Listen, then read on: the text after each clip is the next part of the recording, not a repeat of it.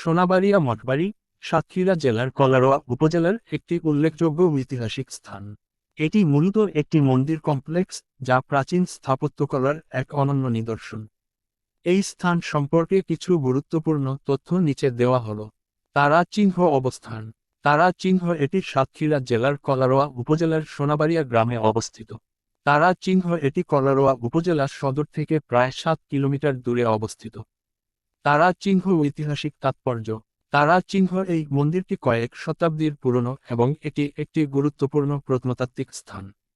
তারা চিহ্ন এই মন্দির কমপ্লেক্সটিতে একাধিক মন্দির রয়েছে, যার মধ্যে শ্যামসুন্দর মন্দির অন্যতম। তারা চিহ্ন শ্যামসুন্দর মঠ মন্দিরটি 1767 খ্রিস্টাব্দে জনৈক হরিরাম দাস, মতান্তরে দুর্গাপ্রিয় দাস, নির্মাণ করেছিলেন। তারা চিহ্ন এই পুরাকীর্তির সবচেয়ে বড় অংশটি হচ্ছে ত্রিতল বিশিষ্ট নবরত্ন মন্দির।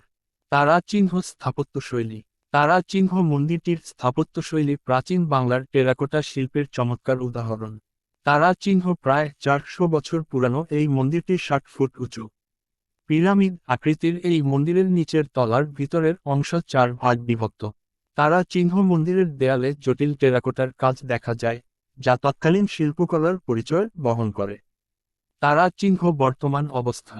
তারা চিহ্ন ঐতিহাসিক গুরুত্ব থাকা সত্ত্বেও মন্দিরটি বর্তমানে রক্ষণাবেক্ষণের অভাবে কিছুটা জীর্ণ অবস্থায় রয়েছে।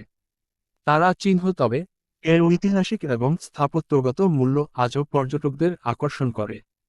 সোনাবাড়িয়া মঠবাড়ি বাংলাদেশের সমৃদ্ধ সাংস্কৃতিক ঐতিহ্যের একটি অংশ এবং এটি ইতিহাস ও স্থাপত্যপ্রেমীদের জন্য একটি আকর্ষণীয় স্থান।